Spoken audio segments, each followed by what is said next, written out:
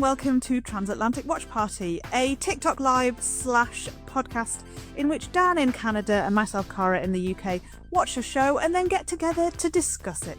And this week we are watching 911 season finale for season 8. So season 8 episode 18, and it is called Seismic Shifts. And I would just very quickly like to ask, what shifts? What's seismic? Yeah. There was no earthquake involved here. Nope.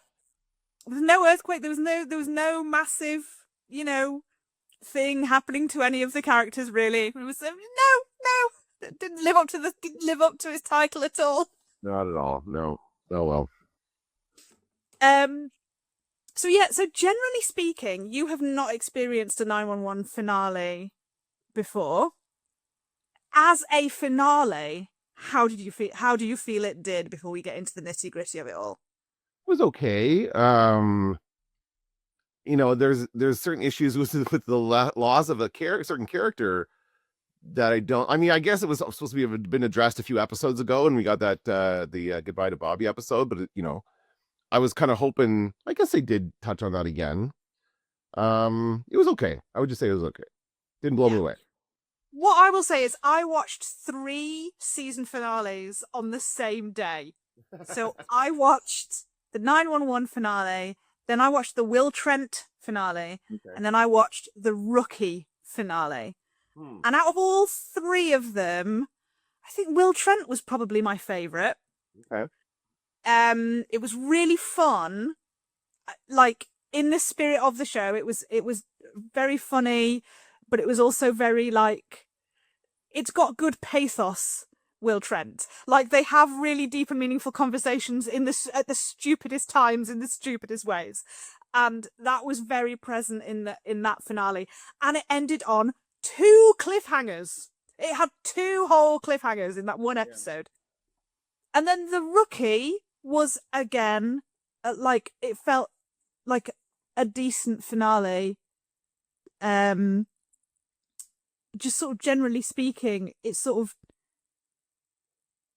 had a lot of stuff going on. It ended on a cliffhanger. I enjoyed that one. The thing with the 911 finale, the thing with this one in particular is, why do they feel the need to tie everything up in a neat bow at the end?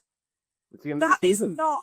Yeah, but that's not, if you're ending a show, they did season 6, and I think there was a feeling that they might not have been about to. That's when they left Fox to go to ABC. Mm-hmm. I don't know if they filmed the finale of season 6 before they knew they were going to ABC. And that one definitely had the feeling of, in case we are saying goodbye to this show, we're going to show you where each of the characters has landed. Okay. And that's what this one felt like again to me. That we got that 5-minute sort of thing at the end of just going, this has happened, this is this is where Maddie and Chimney are, this is where Hen and Karen are, this is where, all of this stuff. If the show ended tomorrow, we wouldn't be sitting here going, but we'll never know. You know what I mean? And that's why we know we're getting season 9. Give us a goddamn cliffhanger. Okay, I was just going to ask, we know they have been renewed for season 9. That's definite. Yeah, we've known it. But we've known it for months. Yeah. While they've been filming this, they've known the whole time that they're getting a season 9, and they haven't left us. Unless, in an extraordinary turn of events, the cliffhanger does turn out to be, and I've lost 99% of my hope here, that Bobby is somehow still alive. I'm so sorry, Cara. You know what? Maybe part of the issue with this last episode is that what you wanted to have and didn't have. Yeah, and I've always said about this show, the people who are not the general audience, but the people who deep dive into this show and really get into the nitty gritty of couch theory, colour theory, and they're not wrong about stuff. We are writing a better show than the writers are writing. And I have never allowed myself to get invested in a theory in the way that I have been invested in the Bobby of it all. And I'm not, hurt and upset and whatever. I'm not going to drop the show. Do you know what I mean? But I think it was like, that's why I've still got that little amount of hope. Hey. Just because of something that happened right at the end that I think would be an incredible thing for them to do. But dare I say it, I'm not sure they've ever done anything incredible. Nothing is at that level. Yes, it's a silly, goofy show. I think Oliver Stark did an interview, and I loved what he said. He called it a high-class popcorn show. And I was like, yes, they've got the money to do big emergencies and whatnot. And then the rest of it is kind of like, like none of it's desperately serious. And I think the problem with being specifically in the fandom is people take it seriously than it's ever claimed to be. Okay. Yeah. So, yeah, I think that is a very dangerous path to go down there. So I'm like, maybe I need to just take a step back from all the sort of fandom side of it and just get back to being like just a general audience member. But I really did think they might do a Bobby of it all. So shall we get into the nitty-gritty of what happened? So the first thing we saw was we went back to, at the end of the last episode, we saw the building, the explosion in the laundry room. We presumed that the explosion had come from the laundry room. And some bits of the building falling off, and Athena Grant going, send everyone. So what we got at the beginning of this is we got a jump back in time to a mum and daughter, and the daughter is moving in. It's the first time that she's leaving home, and she's got her own apartment, and her mum, bless her, it's like just, there's no doorman, and where's it, and whilst it's going, anyone could walk in, and like, she's just terrified for her. Yeah, it's a helicopter mom, the worst kind of helicopter mom, just like hovering, never gonna let go. Yes, and in the background of that, we see Athena and Graham having their conversation, right? Which is very nice. And then we skip over to Graham and Donnie, as we now know his name is, because Graham has gone back in to try and find the panties in the lint trap, and so he's stuffing his arm into all of these, washing machines, and Donnie says, get your arm out of my load. That's pretty good. Yeah, and the girlfriend's done, by the way. The girlfriend doesn't want to have anything to do. She's like, no, let's just go. This is weird. This is just this is stupid. But Donnie's like pretty pissed at this point. But yeah, he's just going through their laundry, and they still have like laundry in the washer and the dryer.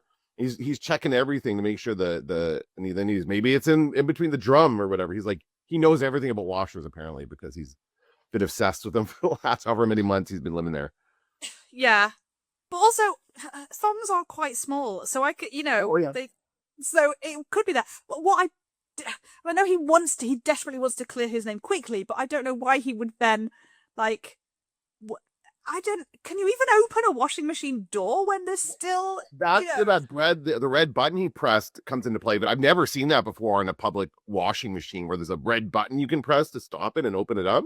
Like, wouldn't all the water come splashing? Yeah. Right? Yeah. Like, so that was odd. But then we cut away from there, so we don't get the explosion at that point, do we? We go back to the firehouse where they're throwing Eddie a sorry you're pissing off party. And going out party. Yeah. Right? Yeah. Yeah. And let's just say the vibes are off. Like, the ambiance is not good in that firehouse right now. Yeah. And so they give him his turnouts that he shouldn't get until he's retired. But Gerard, who we all know is this incredibly magnanimous man now, he's like, he goes, he said that he could take them. So he's got his turnouts. And there was a point where Oh yeah, because they find out that he finds out that Gerard is definitely leaving because Hot Shots got renewed. Right. I like that. I hope that means that we'll get to see it again next season. Or something like that. But yeah, Hot, he's not staying on. This is his last day as captain of the 118. But we know it's not going to be Hen. They have a conversation. Hen's like, it's not going to be me. I didn't take the job. And then they talk about Buck becoming captain for a second. Yeah, because Hen says, Book says, finally we'll have a decent captain, because they all either know Hen's been offered the job or they're assuming that she's going to be. In next in line for senior wise, right? Like she's next in No, line. Chimney is. Oh, I think technically he's been there longer. okay. But like I say, before the last time Chimney was captain, it did not go well. Right. So every other time since then, it's been Hen that's been like acting captain. So yes, it makes sense that the offer would go to Hen, and she says, "Oh, I'm not going to take it," and she's like, "I'm sorry, I just can't do that right now." And Buck says, "You don't have to apologize. You just have to do what's best for you." And while he is saying that to Hen, the shot we have of Buck has the back of Eddie's head in it. He is talking to Eddie. Oh, like, wow. That he's sort of he's saying it to both of them. Yeah. And I think that's his sort of trying to clear the air with Eddie about going back to Texas. Mm-hmm. You have to do what's right for you and your family is Chris. Because Eddie told him, "I will never choose you over my child." So Buck's like, "Yeah, understood. Fine." And then Buck says, yeah, because Chim's like, "Oh, are you going to throw your hat in the ring for captain?" And Buck says, "No, in fact, I've requested a transfer," which I absolutely didn't see coming. And he says, "It's just a number now. The 118 is just a number now." And I wrote down, "Fuck you." Oh, really? Well, maybe it wasn't in that moment, but there was definitely a moment in this episode where I felt that it was different, felt that something had changed. And maybe that's what Chimney is addressing at the end of the episode when he goes off on everybody. But I definitely felt at some point that I kind of agreed with Buck. And yeah, I just kind of just number. Yeah, I understand. Like with Chimney's speech at the end, it is very much the whole thing got blown apart and they need to pull themselves back together again. Yeah. But to say, in that small circle of people, Hen and Chimney, who have been your family, Chimney, who is your literal brother-in-law, like to say to them, those people who have put in all this work with you and for you, to just reduce them to nothing just because Bobby is gone. I was horrified by that. And so I'm really glad that Chimney said what he did. It's not something that should have needed to be said, because, but like, it's just Buck overcompensating again. Do you know what I mean? Yeah, I'm just going to get out of here, distract myself, go somewhere new, and not have to deal with it anymore. Right? I don't have to think about Eddie being gone because I won't even see any reminder of him. Yeah. Right. And so he could have said, "I can't be here if Bobby's not." But to say that the 118, which encompasses all of these people who mean so much to him and he means so much to, "You're not worth anything to me now that Bobby's gone." I was so angry about that. I was like, "Don't you say that to my Chimney. How dare you? You leave Hen out of this." Oh my God. And then we go back and we get the explosion. Yeah. Caused by the washing machine sparking. So we still have the flammable water everywhere, as we established from the last episode. And so this sparks as he angrily shuts the washing machine, and then that blows it up. Yeah. And there was only limited amounts of the gas in the water. There were only some areas where it still was. So, of course, this was like one of the few areas where that could have happened. And then we go into the dispatch office, and I knew it was Linda when Athena was last week. When oh, okay, looking for call everyone. Dispatch. I was like, "That's Linda's voice. We love Linda." So yes, yeah. So here's my thing. I always say, when they call in, they always say a stupid thing that doesn't help the dispatchers. Right. if you're a police officer, if you're a sergeant and you are used to talking to dispatch and you know that they need quality, correct, factual information, you can't say the whole damn building came down when the building is still standing. Hold on. Oh. I hear somebody coming in. Sorry, go on. It was like, is the building coming down? No, there's somebody in my house. I don't know, probably one of my children. I don't know. Hello? Oh, it's my mother. My mother's here. Okay, I'll be up in a bit. Hello to your mum. And she keeps repeating this. Like, Sue says, can I just clarify, that's a high rise? And Athena says 19, and like Linda says, yeah, 19 stories. And she goes, not anymore, it's not. Yes, it is. When you see it, when you see wide shots of it, there are still 19 floors of that building.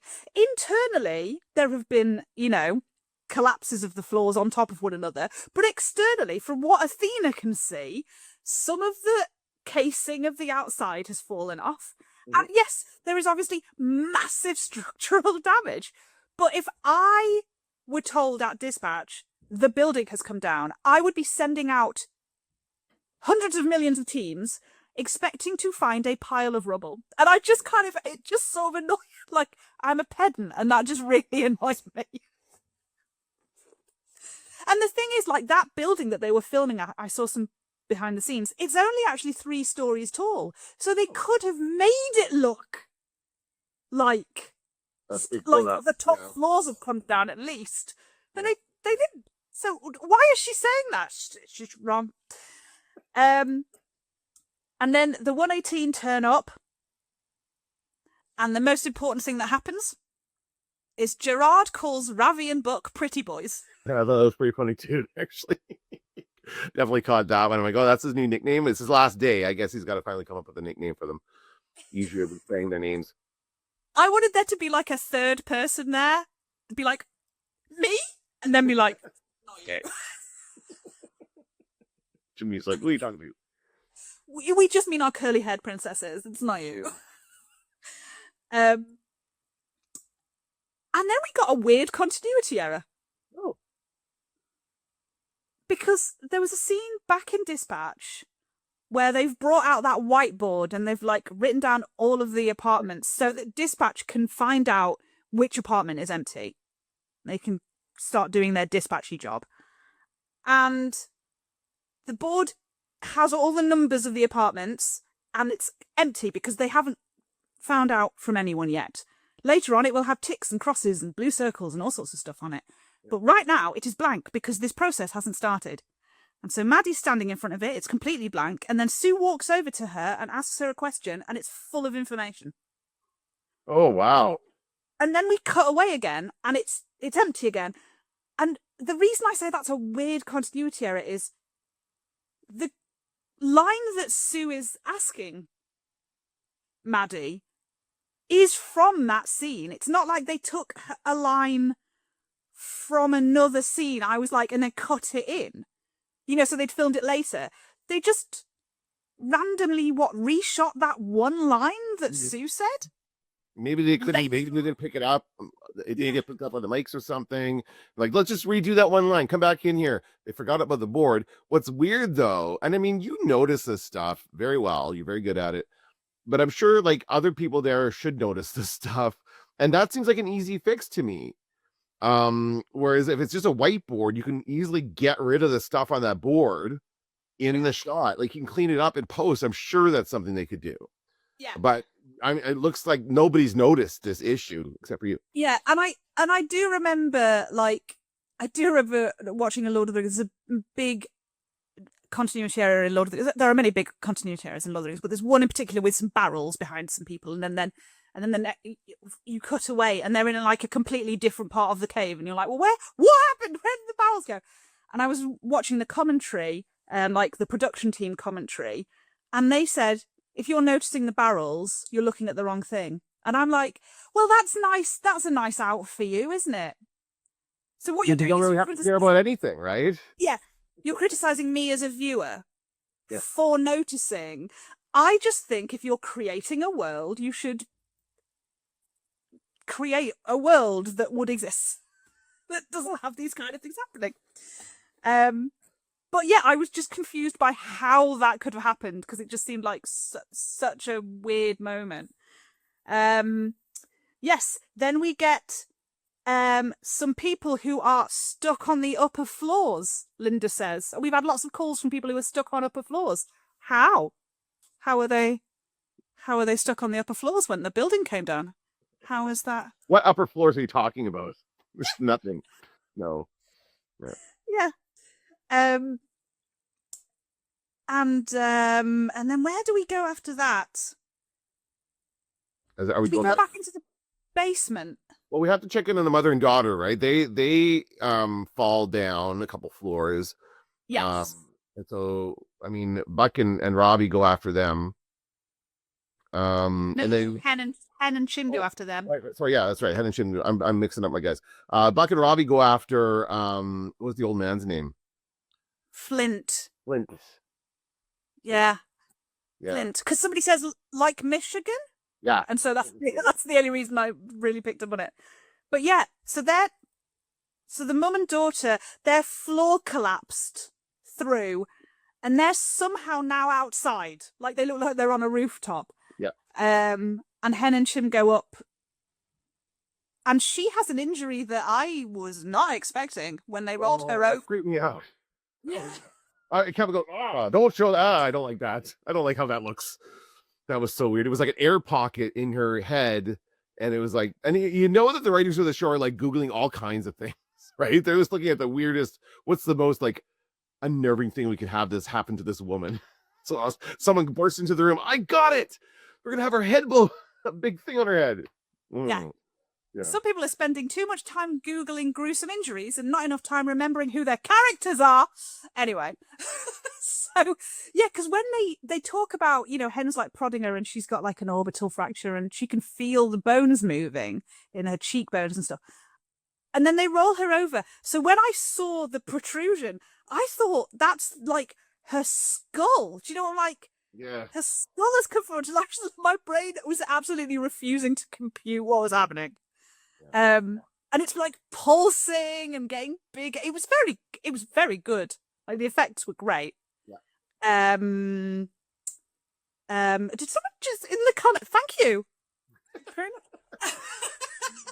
And so it's pulsing, and they realize that, you know, Hen realizes that it's air, and so she like gets the needle and takes the air out. And I did like the whole like, don't go too far, and she's like, I'm not gonna hit her brain, Chim.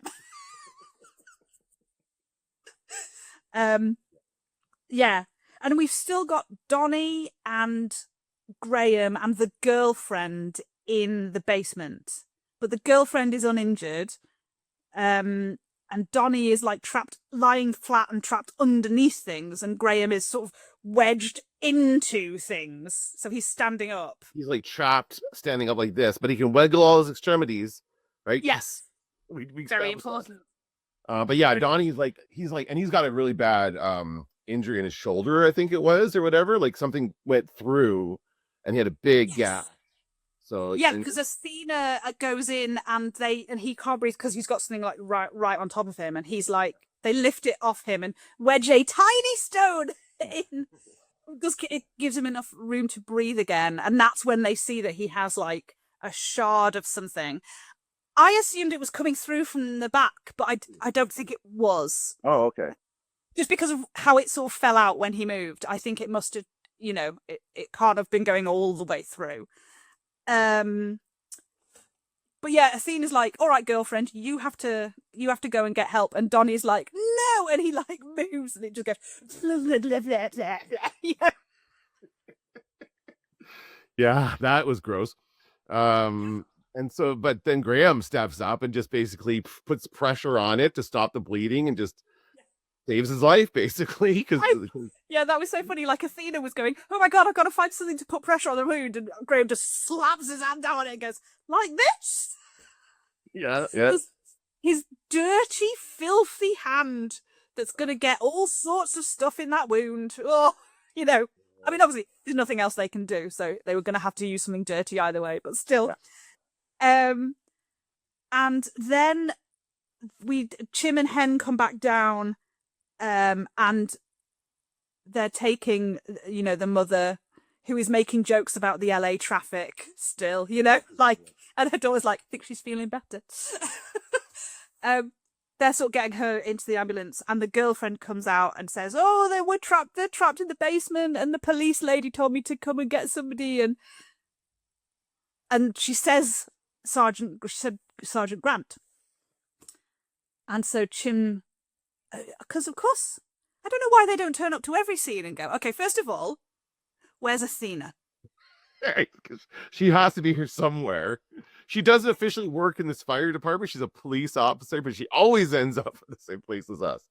Right? So that's the first thing. Wait a second. If we're here, like when they do is everyone present and accounted for, they must have to go okay, Buck, Ravi, Hen, Chim, Eddie if he's there, the captain, all the other extras whose names we don't know, and that's the entire fire department. And Athena. Has anyone seen Athena? She's definitely here somewhere. Yeah. And so because do you remember last week I said, because Athena said, the best thing for us is to keep our distance. And I was like, foreshadowing.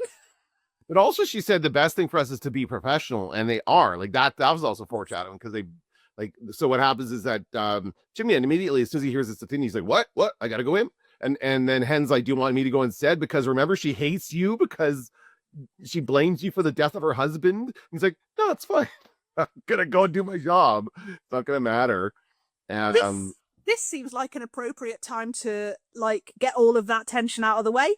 I think this will fix it. And do you know what, Chim? You were absolutely right. Well, the thing for me is Chim's always chewing gum, and I always think when he's in an emergency situation, I'm always terrified he's going to choke on that gum. Yeah, and it's always in the middle of a call, he's right. I'm just going in there, chewing on his gum. Yeah. So then we get. So we've had the phone call that Linda is like, "Hey Maddie, could you come and jump on this call?" And she says, "Yeah. What do you need?" And she goes, "I need your ears, because there's somebody barely speaking, so I just need someone else to try and figure out what they're saying." And they don't really get any information except 9th floor. They know that he's on the 9th floor. And then the phone line goes dead, and they call back and they get his name, because he's like, "Hi, this is so-and-so. Piss off." That's my voice message. Yeah. And then they just start calling everyone who lives in the building to see if they can find out from them which specific apartment this guy's in. Mm-hmm. And one of the numbers that's on I'm going to call it the manifest, the building manifest, is his ex-wife, because it's actually her name on the lease or whatever. Yeah. And she goes, "Oh, the last time I spoke to him, I told him to drop dead. Has he made good on that?" It's good. Told you everything you need to know about that guy before we made. And so we find out what room he is in, specifically what apartment. So Ravi and Buck go in, and they break down the door, and Ravi nearly immediately falls down a 2-story hole in the middle of the apartment. Yeah, because it's the same. And I imagine that it seemed like a whole section collapsed there. And there's probably the same section the mom and the daughter were in. They were just on a different floor or something like that, where this sort of huge drop down. I think it was maybe 2 stories. This is now on the 7th floor. Yeah. Something like that. So they already have their spelunking gear. They've got their helmets and their what do they call things? Brown. Yeah. Yeah. Yeah. They got all this stuff. So they're ready to go. They rappel down the side of the thing to go find them. And Can I just remind you? He was on the 9th floor. They had to go to the 9th floor to find out that he was actually on the 7th floor, which they wouldn't have had to do if the whole building had come down. Athena Grant. Okay. Really didn't like that line. I love having something to get really mad about. And so they rappel down to the 7th floor, and they're calling out for him, and they find him underneath a wardrobe, And in an extraordinary moment of Buck, who does not know any pop culture references, this is a thing. He hasn't watched films. Chimney's always so mad at him for not picking up on his pop culture references because, like, they didn't watch TV when they were kids and that sort of thing. He knows what Narnia is. That's a book. He might have read it. I think I was immediately what I thought. I wasn't thinking of the movie. I was thinking of the book. Like, oh, he read it. Which is the that's very nice. So it's a good reference. I like that. And in something that was very reminiscent to me of him in the pilot episode, he decided to go in through the back of the wardrobe and he just smashed it open. And I was like, where's the guy? That's right. And it felt like when he was going to go for that pipe that the baby was in, I was like, you might, what are you doing? He often does that, though. He always wants to smash through something to get at the people. Like, it's always kind of his first move. So, but yeah, you're right. Where was the guy? He was okay. They pulled him out. He was fine. He seems like actually really okay. Like, he's shooken up and stuff, but he didn't actually seem to be injured. Because is this when Eddie shows up? No, that's later on. Because immediately after that, we go to Eddie's house. Right, so he's packing, and she's like, "I don't think you're going to be able to fit your turnouts in your bag." And he's like, "Maybe I'll wear them on the plane," which I thought was, they're like, if you turned up in your turnouts, do you reckon they might like bump you up a class? You know, like, thank you for your service. No. You get to go to premium economy. And Chris calls them through because he sees the news report on the TV about this collapsed building that has not collapsed, and Eddie sees the 118 engines, and then we cut back to it, and Gerard's like, I need more help, there's nobody here, and Diaz gets like the heroic entrance, like the music swells, and he's like, "Hi," you know. Yeah, that was very cliche and enjoyable. Yeah, he said, "What are you doing here?" I thought you could use a hand. It was very, very much like you would see in a Hollywood movie. Yeah, so nonchalant, just like, you know, I mean, he could have just said, "I was in the area." Like, it just, oh no, but before he comes back, the scene in between him hearing the news and turning up is Donnie flatlining. Oh, right. Because Chimney arrives and he like does some medical wizardry and like puts an IV in his leg, in his foot and stuff, because obviously can't get to the upper half of his body. He also gives him a bandage. He gives a bandage to put over his dirty hand to help the blood clotting or something, he said. Yes. And it's funny because I always see them put like one tiny bit of cloth on a major wound, and I'm always like, what is that going to do? But he said it's got a substance in it that helps with clotting, and I was like, oh, okay. I don't know if that's real. I don't know. Yeah, to me, I think that's a real thing. Yeah. But that makes more sense then, of all the times they've just taken a tiny thin bit of cloth, when I think you need like a big bit of gauze to slam down on it. That I was like, oh, that's what that does. That's smart. Good. Well done. And Donnie flatlines, but Graham is able to reach over and get the sticky pads on him. Right. So they can do the defibrillator thing. Yeah. Yep. So he's able to do that, and he once again saves Donnie's life. Doing good work in this episode, Graham. Good for you. Yes. So then, Eddie turns up, and Gerard's like, well, we need to get a ladder up to them. And Eddie says, by the time we get a ladder up to them, the building will be at our feet. Why isn't it already? I thought it had collapsed. Yeah, and I don't know if we mentioned, but there's been those gas pockets, the continued dangers from the gas pockets that could just randomly explode anytime the plot needs it to. So it puts people in danger when they need.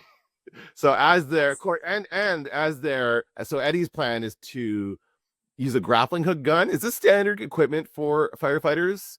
Like this? I did not know. Right. I did not know they were Batman. It was amazing. He's just got this gun. He shoots it over to, and Buck and them are on like it looks like a balcony, I guess, kind of thing. where they're like, "Hey, get down, shoot over the grappling hook, secure it, and we're gonna zip line over across to the parkade across the street to get Flint. This is to get those two guys and Flint out of the building." Yeah, because I forgot we haven't mentioned there was the explosion. So Athena and Chimney are now trapped, and Book and Ravi can't go back up the way they came because they're repelling gear. There's nothing for it to hold on to anymore. It goes crashing down with everything else. So they're now on this sort of balcony or just a bit where the side of the building fell off, and they don't know Eddie's there. And so suddenly Eddie's voice comes through, and Book's face just sort of lights up. Yeah. Confusion and hope and joy and all these feelings, like yay. Eddie's here. He said he'd always have my back, and he's here. Yay, I'll be fine. And then like they go, Eddie, what are you doing here? And he goes, oh, I saw it on the TV, got a bit of FOMO. And I'm like, now is not the time. And then they do the classic thing, which is well, first of all, Ravi says to Flint, you need to put your leg in here. He's trying to get him into the harness to do the zip line. And he goes, are you joking? And he goes, would you prefer it if we were joking? Is this the worst thing that could happen to you? Yeah. Let's get a move on. And then they do the absolutely classic on 3, 1, shove him. That was great. So he goes flying across, and then Ravi goes across, and then just as Buck is about to go, another explosion. And just as he's flying across, like I thought that if you got a zip line, the zip line's secured to one side, and there's explosion on that side, would the zip line not come crashing down? I totally thought we were going to get him like swinging down in that kind of a situation, but it was not. He made it. He makes it, and right into like Eddie's arms, basically. Comes off. I thought we were going to get. Is it the film Cliffhanger that it happens in? I think so. Yeah. Yeah, I thought we were going to get a cliffhanger situation where, as he's halfway over, it comes off, and also like the way he jumped off with, like, he was holding on with one hand and the other arm was like hanging, like he was trying to make that look so cool, and I was like, just hang on with both hands. What are you doing? Yeah. So that, yeah. I absolutely thought that we were going to have him falling. Yeah. And he says, Rafi's like, how did you even think of that? And he said, well, I thought if Bobby were here, what kind of crazy stunt would he be yelling at Buck for pulling? So it was like a what would Buck do situation. Which he got through Bobby, but it was really a what would Buck do kind of situation. Yeah. Yeah, and then we really started to wrap up like the emergency. You could really feel that it was, getting to a point. Hen is trying to get through to Chimney and Athena. She knows they're in there. She's got like one other guy with her, and they're trying to pull that styrofoam rock off, and it won't move. I always see those rocks and go, I know how light that is. Like, I don't know how they could make it any more convincing, but the movement of them is so wrong. Yeah.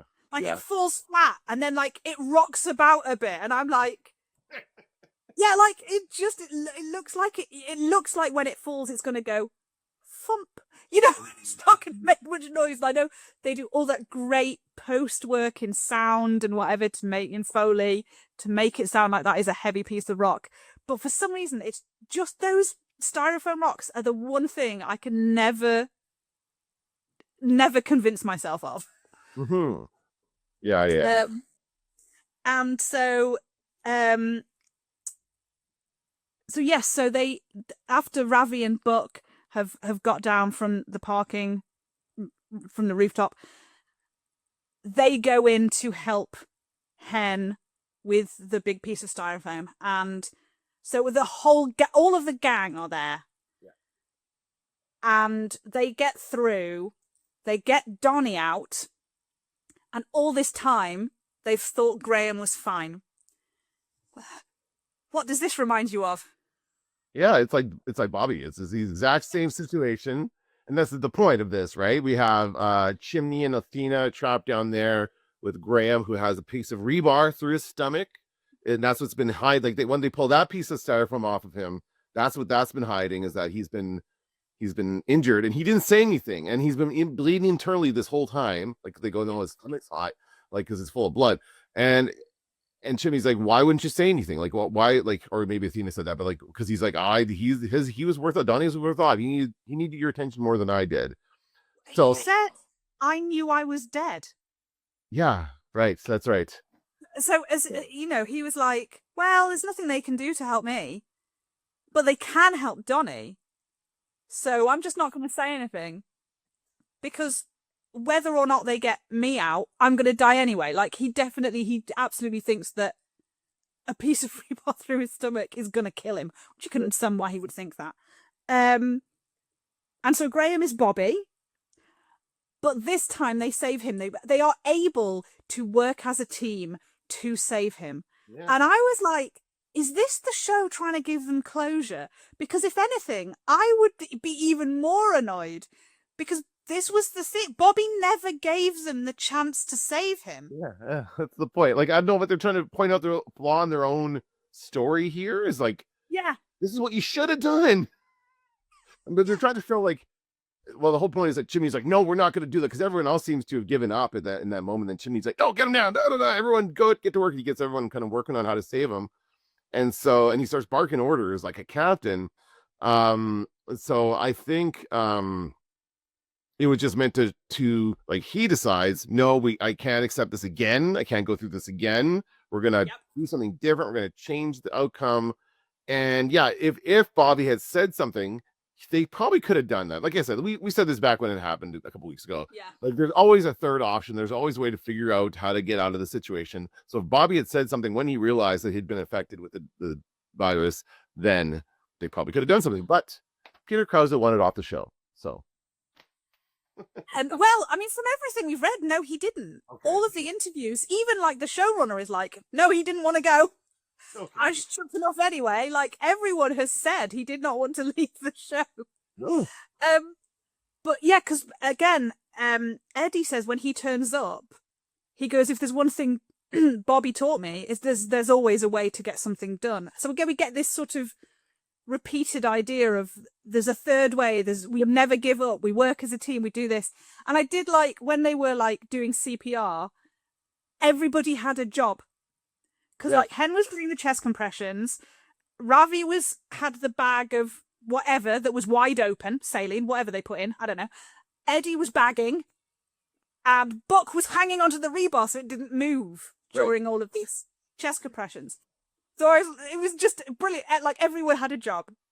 And he wouldn't let him stop. Like, a couple times during the whole thing, they're like, Chim, it's not doing it. And Hen's like, Hen is still going with the compressions. Like, no, keep going. We're not giving up. And then all of a sudden he stops, pulse check. And I'm like, he's not going to make it. I didn't think he was going to make it. I thought they're going to prove. I thought they're using this as a point to prove, even when you do it, it still can fail. I thought that's what they're going to say in that moment. Yeah. No, they're not. They're going to say, no, he's alive. And okay, if even though they didn't do the usual like coughing, usually like, like that, nothing like that. He just has a pulse again, and he's okay, right? Yeah, and it's just like, yeah, like, what are you trying to say to these characters?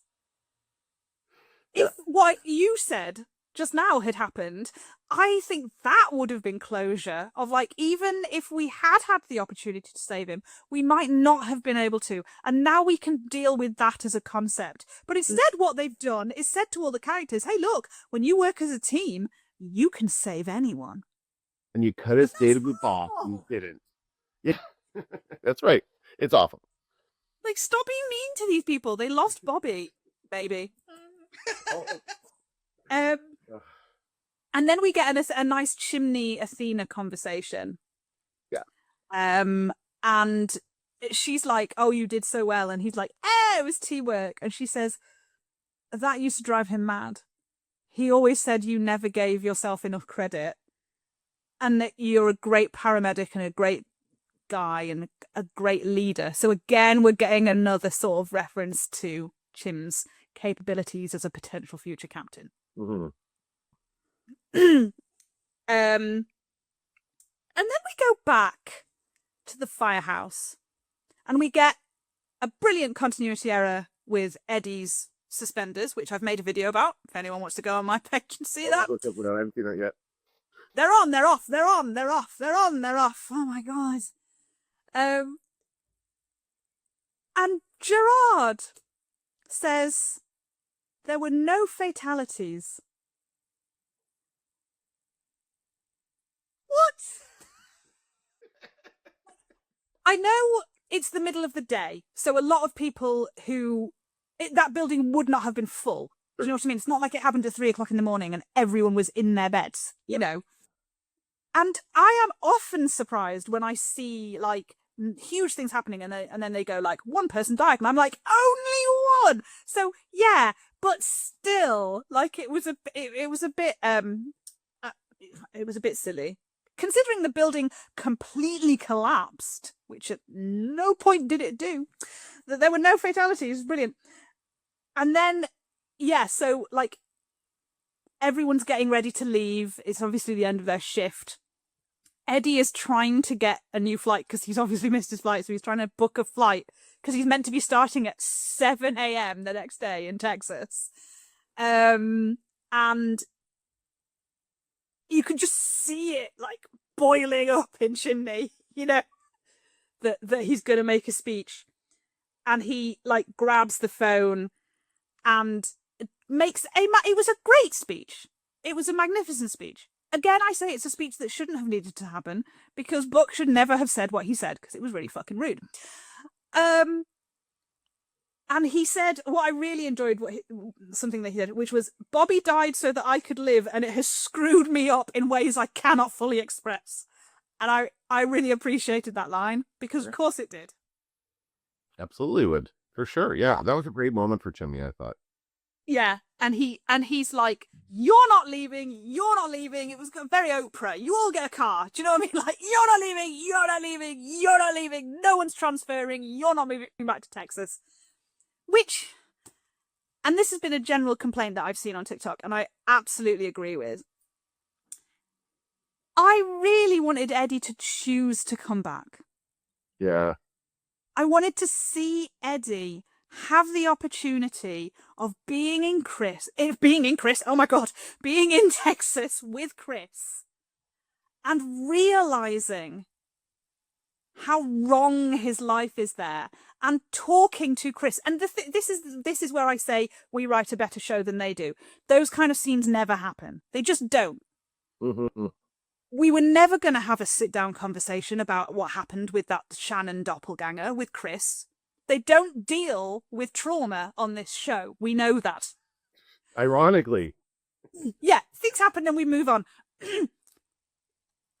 But I did one after we'd had that whole thing about Eddie choosing joy and that he should make decisions for himself about what he wants to do and what he deserves and maybe he should be nicer to himself. To then have that agency taken away from him is disappointing. In the 5-minute wrap up of the show, like they took a lot of what would have been big moments away from all the main characters. You know, it was like an afterthought. Everyone was like, "Oh shit, we'd better just tell everyone what happened to them." You know. Yeah, and I think I was thinking that thing. How does Chris feel about this? That's honestly the only thing I thought about as Chimney's yelling at Eddie and saying, "You're staying here. You're not going to go back." Like, yeah, but that's where his son has been living. Like, he has a life there. He has friends there. You know, you can't just rip him out of that. I have no doubt that Chris would be open to moving back to LA if they have a conversation about it and they actually talk about what could happen. But like, and by the way, Eddie has promised to be at work the next day. Is he not going to show up? Is he just going to be a no-show? And that's too bad. El Paso Fire Department, you guys don't get your. Yeah, I think maybe Chim's going to give him his phone back, and he's going to have to make a very difficult phone call. That's right. Okay. Maybe that's it. He's gonna have to call Chris as well and go like, "Hey." That's going to be a difficult conversation. And so, and I think what they're doing is so they go into this montage and we see Maddie have her baby, right? And they need. No, we don't see Maddie have. Oh, wait, you don't have it. We see her with it. Okay. That's but they named the baby after Bobby, right? That was very nice. It was, but the fact that they called him Robert Nash, Han, was weird because, like, Bobby had a middle name. So if you're going to go all in, you have to call him Robert Wade Nash Han. Oh, sure. You know, and we'd, like, the fandom had been hoping that they would maybe call him Kevin or Daniel because Maddie had a brother who died, and Chimney had not a biological brother but a best friend who, like, his family sort of adopted him when he was in America. He grew up with them. They're absolutely Gian's grandparents, the Lees. We wanted a Daniel or a Kevin. Okay. You know, so he could have been Bobby Daniel or Bobby Kevin, but to go full in, you know. Yeah, but they wanted to have Athena call him Bobby, right? Like they named him Robert so that he could be called Bobby, but you could say him Bobby. Yeah, exactly. If you'd said this, we've called him Robert, she'd still have known what you meant.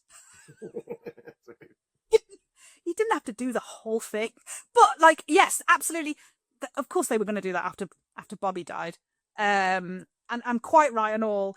But what the way the montage starts is Athena walking down a corridor with a song playing in the background that says "Disbelief when I first heard the news," and I went, Bobby. Right. You know, she's been told, and she's going, this is the cliffhanger. We're gonna get Bobby. You know, she's walking down a corridor on her own, looking sort of apprehensive and surprised, and, you know, and I was like, it's happening. So we get that, and that is intercut with all of everything else that happens. So we find out she is selling the house. Over which we get the line in the song, "This is not the end of the story." And then we see her walking down the corridor again, and I'm like, okay, I'm picking up what you're putting down. I get it. And then we get Buck looking at a new apartment. Right. And he's what he says is, what I liked about my last place, and he means Eddie's place. He doesn't mean the loft. He means Eddie's place. What I like about the last place was it didn't feel so new. It had character. Yeah. Okay. But do you know what that character is? Do you know what that sense of home was? It was the fucking Diaz's. Get your act together. That's home. They are home. You know what I mean? Like he said very early on in the series, like there was series 2 probably, maybe. He goes to Eddie's place with Maddie, and Maddie's like brought cookies and stuff, and Buck goes to pick one up, and she's like, you don't show up as a guest to somebody's house empty-handed. And he's like, this is Eddie's house, I'm not really a guest. That's like in season 2, do you know what I mean? Like he has always lived there. Yeah. So that was that. And then we move to Eddie and Chris physically moving back in. And Chris immediately going back to all his old friends. Yeah, so-and-so's having a party. Yeah. He's like, you know, where do you need to be and when? So he's going to just be an Uber driver for his son. That's nice. He's just Every other parent is. Absolutely. Dad taxi. We get Mara officially being adopted, which I didn't know they were going to show because I kind of thought that had already happened. It seemed kind of random in all this, right? And it's like we haven't really touched on any of that. Well, I think they talked about it briefly at the beginning of the season, but yeah, we have the 3-episode opening, which was like them battling Councilwoman Ortiz. Right. Yeah, they had that bit with the cameras, you know, that they got the body cams and stuff, and she was in cahoots with Gerard or whatever was going on, and they fought to get Mara back. But I think as an indication of how little plot they have had since then, that they're tying up at the end of the season is the thing that we dealt with by episode 3. That feels a bit mean. It does, and honestly, and it feels like they're tying up all of this stuff because they want a clean slate for next season to do something off, I guess. So they don't want anything hanging over the next season as far as like threads of stories that are, they want everything like just, yep, this is how it all wrapped up. Yeah, because at least at the end of season 7, we had the cliffhanger was Chris is moving away to Texas and Gerard is captain. Like, that was the reveal. You know, Bobby turned up and he didn't realize that he wasn't going to be captain, even though he'd resigned. He was like, yeah, I'm still just going to walk into the station and be captain. And then Gerard's there. That was like the, you know, at the end of season 7. And this one just felt like they're just getting rid of everything. Because then we go, yeah, so we've had intercutting with all of these scenes. Is Athena walking down this corridor? Another line from the song. There will come a day when the good Lord makes it right. Okay, so all of it, I'm reading into all of this. Bobby. The good Lord's going to make it right. This isn't the end of the story. I was in disbelief when I heard the news. She's going to see Bobby. And technically, yes. Just not the Bobby I wanted. Right. And so she comes in and everyone's there and there's the baby and it's adorable. And the way that whichever twin was playing G that day was looking at the baby was so cute. Like, she was just like, you know, so into it.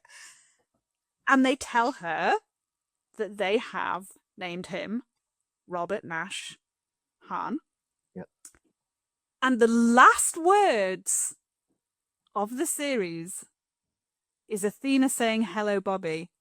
And that is my final nano percentage of hope. That we get a repeat of that line in season 9. That they ended with a hello Bobby, and they will start with a hello Bobby. Oh, okay. But again, I don't want to be rude, but I think that would be good writing. I don't expect them to do it. Someone's already written that in the fandom.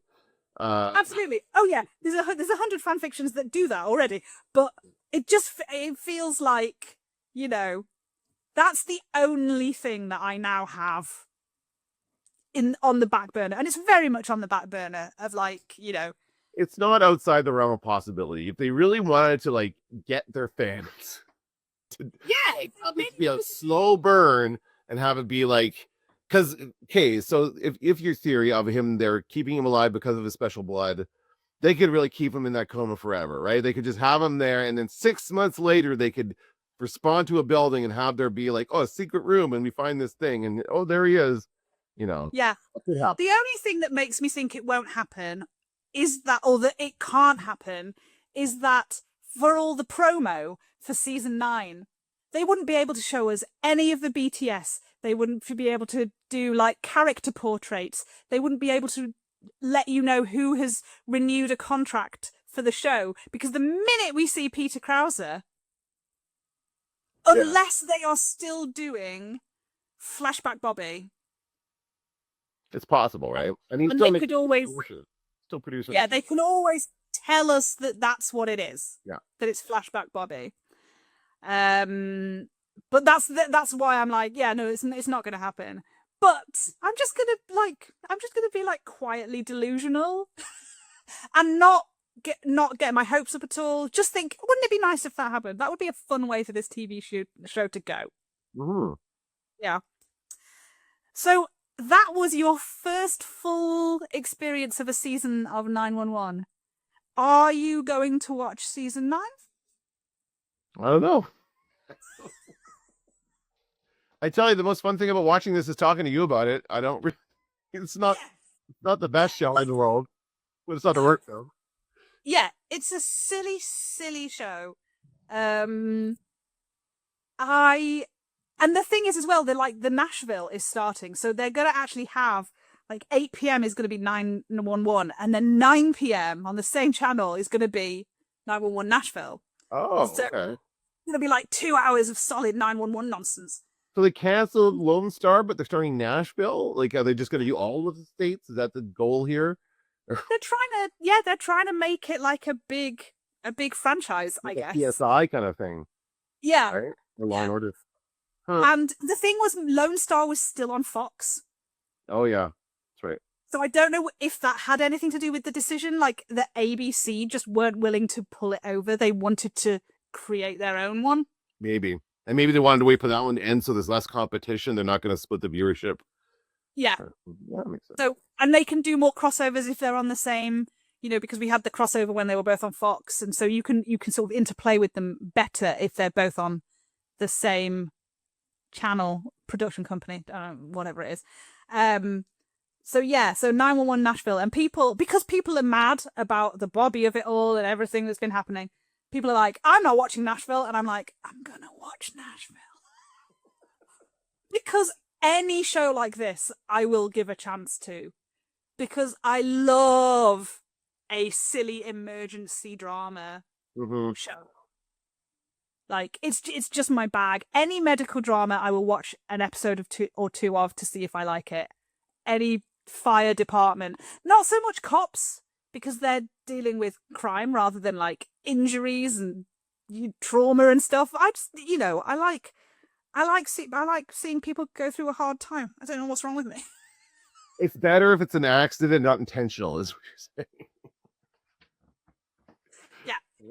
I like fake drama. I really love fake drama. I don't like real drama at all, but oh my god, I love fake drama so much. All right. So yeah, so they're going to both come back in, I presume, September, but obviously we don't have a date yet. Sometimes it doesn't come until October. Sometimes they push these things, right? Depending on how many episodes they are greenlit for and when they want it to end going into the holidays. So, but it'll be the fall for sure. But what I really want 911 to do is to come into season 9 with a full idea of what's going to happen in that season. Because this season felt very much like they were writing it episode to episode. So things got lost along the way, and what had been a big storyline became nothing. And, yeah, the whole adoption thing never really played out at all, right? We'll come back to it. They dealt with that in the first 3 episodes, and that was, they fully finished that storyline, tied a little bow on it, except for I didn't realize she hadn't actually been adopted yet. And that's what they did in the finale. But I would love it if they would actually sit down and say, okay, well, season 9, these are the things. This is going to happen to Athena. This is going to happen to Eddie. This is going to happen to Chim. This is going to happen to Hen. This is going to happen to Buck. This is going to happen to Ravi, because if Bobby's dead, I want Ravi main. It will be promoted. And these are the story beats that we need to hit for all of these people. Because it does feel like sometimes they're just like, oh, wouldn't it be, like, it'll be interesting if like, Chris moved to Texas at the end of season 7, and they didn't seem to have much of a plan of what to do with that this season. Yeah, okay. I get you. So yeah, it would be really nice if there was like a more cohesive feel. But I say again, it would be nice. I'm not One thing for sure, they will continue to make lots of continuity errors, and you will continue to point them out on TikTok. So I look forward to that. Yeah, so many. Oh, there's so many. So yeah, I mean, so 2 things we need to discuss now. What else have you been watching? But also, what else might we watch? Yeah, I don't know. I saw you messaging me about that. I just honestly haven't had a chance to think about it. What I have been watching a lot of lately is Meryl Streep movies, as you probably have seen on my feed all month. It's Meryl Streep movies. I just watched last night The Iron Lady, in which she plays Margaret Thatcher, your former Prime Minister. I'm not watching that. I'm not watching anything that glorifies Margaret Thatcher. Thank you very much. Well, it doesn't really glorify her. I thought it was a very good portrayal. I mean, Meryl Streep is amazing. Like, she can just transform herself. It's such an amazing what she can do. But and I kind of forgot about Margaret Thatcher and how much people hated her. And they do convey that. They convey all the stuff that she did and everything she was hated for and everything that happened. But it was told in a very interesting way. And it's just a great performance. It was a lot of fun to watch it, and I really liked learning about. Well, I mean, learning about it's your political system is very similar to ours. Ours is basically a copy of yours. So all that stuff about majorities, minorities, and all the election stuff, I kind of got into. Like, yeah, that's just like ours. And the conservative, we have conservatives too. Our Labor Party is called Liberals, I believe. Is that the same as Yeah. yours? The red one, is that No, the late? well, we have a separate party called the Liberal Democrats. Oh, okay. But the one that like all the colors line up. You have a blue party, Blue is an orange party. Conservative, Yeah. and the red is Labour Yeah. over here. So blue is right wing, and red is left wing. Yeah. And There's also orange and green, right? You guys have orange and green parties. Yeah, so the orange/yellow one, that's the Lib Dems. Yeah. And then the Green Party is the Green Party. Yeah, we have one of those too. It doesn't do very well, but we do have one of those, you know. Yeah, no, our Green Party is not historically very successful. They've never, I mean, other than when you get a coalition government, we had a coalition Conservative Lib Dem government, a couple of decades ago. But other than that, it is just like Tory, Labour, Tory, Labour, Tory. That's pretty much Canada too. So that's what the movie is. But the way they do it is they show her like really, really at the end of her life. And they start off with this very, I don't know if it's really happened, but it was kind of a shocking scene where you see Margaret Thatcher, like it's Meryl Streep done up in old person makeup, so she looks like 80-ish, and she just goes out to the corner store for some milk, and it's just so weird. Like, did Margaret Thatcher do that after she was prime minister? Did she just kind of go out and walk around amongst people? Because that doesn't seem like a good idea. But maybe she did. I don't know. It was a very good movie. I really enjoyed it, and yeah, that's what I'm watching. More Meryl Streep. So tonight I'm watching I'm going to watch tonight. Bridges of Madison County. I took out of the library. So Oh, yeah, I've not seen that one. I skipped the Sophie's Choice one because I've never seen it. Oh. So, like, when your videos come up, I have to go, oh no, I can't watch that yet. So I like it and then move on. I don't think I spoiled anything in Sophie's Choice, but I don't actually say much of it. But I wanted to just say, like, the Into the Woods one. Oh. Did. Just because it's a really proud thing in my life. Yeah, I played the baker's wife, which is the part that Emily Blunt plays, in 2014, which was the same year that the movie came out. I played that in London in 2014, and there is a sometime like website. I don't know who it's run by, but it sort of lists all the casts of whoever's ever been in the show, and because of the order that productions happened, the baker's wife before me is Amy Adams, and the baker's wife after me is Emily Blunt. Nice. So it goes like Amy Adams, Cara McLean, Emily Blunt, and I'm like, oh my god! And then someone's looking at that list going, who's this Cara McLean? Oh, I should look at other stuff you've been in. Absolutely extraordinary thing just to have my name on. Absolutely brilliant. So yeah, you've been watching a lot of Meryl Streep. I was gonna say I did a full rewatch of Schitt's Creek. Ah, yes. And pointed out some continuity errors in that one as well, I saw. Yeah, just the one. But it was a really big one. It was, just because it happens in like the worst time, like in the worst scene for it to happen. You're like, oh my god, you were so close. The really like meaningful scene, emotionally, like you just want to be into what the characters are saying to each other, and then that arm just keeps disappearing. You're like, what's going on? Yeah. And I always call a disappearing, reappearing hand a Boromir's hand after the Lord of the Rings thing. And the reason Boromir's hand upsets me so much is because it's the climax. It's the emotional climax. And it ruins it. It's like, oh my god, this is the big moment where we're all sobbing. And yet all I can see is this hand that's there, and they're not there, and they're there, and they're not there. And the same thing with Schitt's Creek. Like, this was the pinnacle. And so it's the most Boromir's hand that isn't a Boromir's hand. I was like, well done. I think you're definitely in second place there. So yeah, so I did a full rewatch of that. It's still a great show. Yes. But for me, once Patrick comes into it, that's when it gets really good. I never watched it actually. Only see a few people figuring out. Yeah, I don't know why. It's weird. It's a Canadian show. I should love it, and I do love all the actors involved. And I've seen enough episodes to know it is a good show. I just have never actually gotten into the habit of watching all the episodes. So just, every once in a while I'll see a clip or I'll see something that's hilarious. One thing though is jumping off of that, I'll say we talked about Black Mirror, and I was going to put together kind of a guide for you to tell you which Black Mirror episodes you can watch. Yeah. One of them you can watch is I think it's season 6. It's called Joan is Awful, and it stars Annie Murphy from Schitt's Creek. And yeah, and so it's this it's a pretty funny episode. Like, I didn't like the idea because it's very much playing off the whole, like, all these celebrities are in the show now, because you were talking about that the show really changed once all the big famous people started being on it. It kind of makes fun of that, so it's pretty funny. So yeah, Joan is Awful, a really good episode. Speaking of that, of her, I have just started watching Kevin Can Fuck Himself. Okay, yeah, that's another one.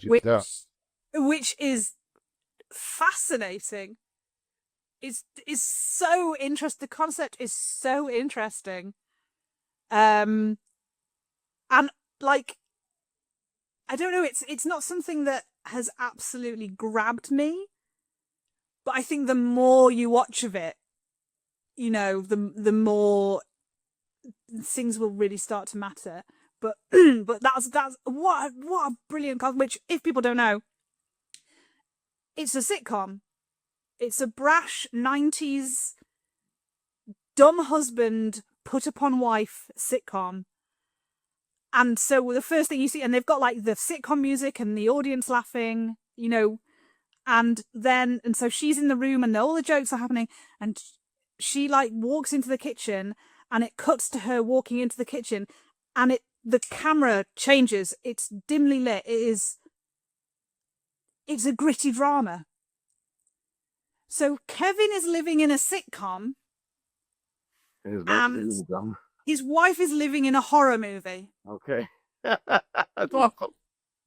And it just cuts back and forth between the two. And it's such a brilliant takedown of, all the, like, everybody loves Raymonds of it all. That, this poor wife. And like, by the end of sort of the first episode, she decides she's going to kill him. And you're like, okay. I can get on it. Yeah, this makes sense. So, yeah, it's just such a brilliant idea. And yeah, so that's what I've been watching. Yeah, so now we just need to think about Dottie came to hide. Sorry, what's the name? Dottie. Hi, Dottie. Hi, Dottie, I would die for you. Oh my god, I love it. She's kind of mean. She only lets me pick her up. She's a cat. That's what they are. Like, you don't have to say, oh, she's a mean cat. You just say she's a cat. Well, I have 2 cats, and the other one's nice. Yeah. I have a mean cat and a nice cat. You never know. That's right. No. You never, but yeah, no, it doesn't surprise me when people are like, oh, they're a bit standoffish. I'm like, yeah, okay, that's fine. I get it. I would love a Velcro cat, though. I would absolutely love to have a Velcro cat. Yeah. That's what I need in my life. Yeah. So there you go. So 911. So now you can make an executive decision about A, whether you want to carry on talking to me every week, and B, whether you ever want to watch 911 again. Because we don't have to do season 9. Like, when it restarts, we could be watching something else. That's fine. Okay. Well, we'll think about it. Let's take a break, though. Let's take a couple of weeks off just to kind of have a break on Sundays, and then we'll figure out something and come back to it. Yeah, we'll decompress. And then we'll find something else that I can get mad about. I need to give you time to finally accept that Bobby's gone. I think that needs to happen here. I will do that when the show is cancelled. And on that note, I think we should leave it there. All right, sounds good. So I'll see you in a couple of weeks then. Okay. Bye. Bye.